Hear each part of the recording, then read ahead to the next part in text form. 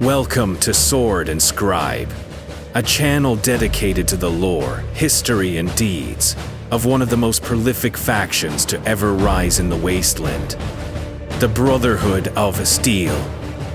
Be advised, the following production is a mesh of in-game lore with fan theory crafting and light creative liberties on behalf of the writer and artists. This is purely meant for immersive entertainment as well as informative.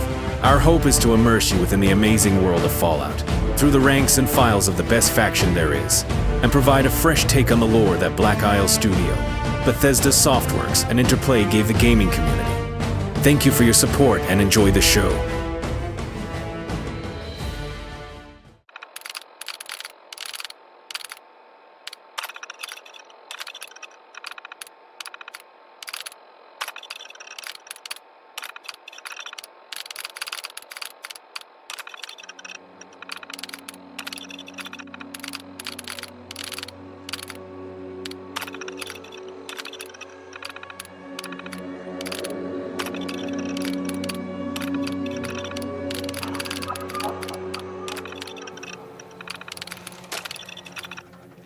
The year was 2077, the date, the 23rd of October. At approximately midnight, the commander of the United States Pacific Naval Fleet sends a dispatch to the United States Joint Chief of Staff. This report details the sighting of 3 unidentified submerged objects off the coast of California.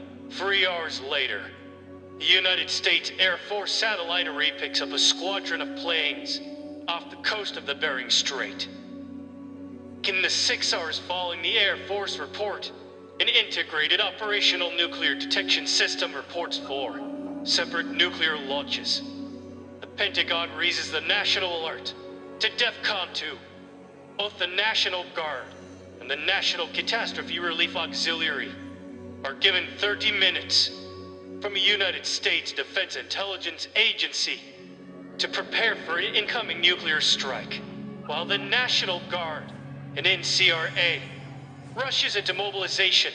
NORAD is able to confirm the USAF satellite detection to be accurate. NORAD also confirms that these inbound nuclear missiles have been fired by the Chinese. The Pentagon raises the DEFCON to Tier 1. The National Guard units across the United States set up civilian evacuation sites, various medical and ration relief centers, and military checkpoints at predetermined key locations. This is in hopes of reducing panic from the civilian population, as well as to establish nuclear cleanup sites. Following the bombardment, Americans across the country arose from their beds and breakfast tables to the horrifying news that their great nation is facing a nuclear holocaust. Reports from the radio and the television confirm the first nuclear strikes in the states of Pennsylvania and in New York. We do have coming in. That's confirmed reports. I repeat, confirmed reports of nuclear detonations in New York and Pennsylvania. Few are escorted to the various vaults located across the United States.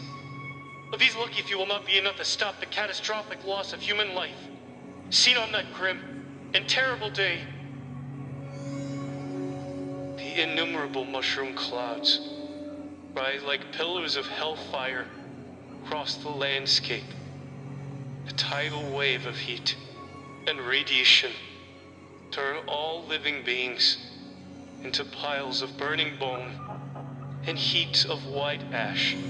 At approximately 9:30 in the morning, the President of the United States orders a nuclear retaliation strike against the Chinese. Order MXCN91 is given. Following the order from the President, American nuclear weapons thus enter the atmosphere. This order signs the death certificate of life on Earth as it was known. Nuclear ordnance detonates over Beijing and Hong Kong, decimating both Chinese and American troops stationed abroad. The planet burned in nuclear fire as the eagle and the dragon turned to heaps of dying cinders. Amongst the screams of burning and irradiating billions, day was a nightmare that felt like an eternity, but in reality, it was over in mere hours. Though short, it was long enough to earn a name within the annals of mankind. This awful moment in history was given a name by those who witnessed and survived the apocalyptic end of humanity. They called it the Great War. And as we all have learned, war never changes.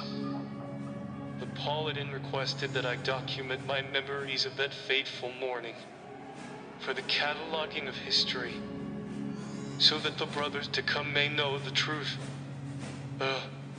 This is my report on the Great War.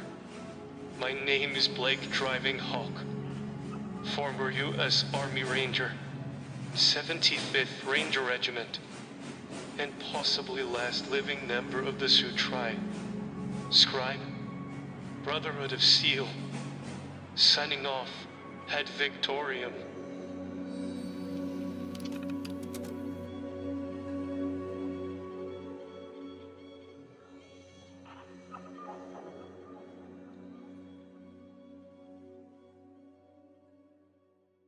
Be sure to like, subscribe, and share.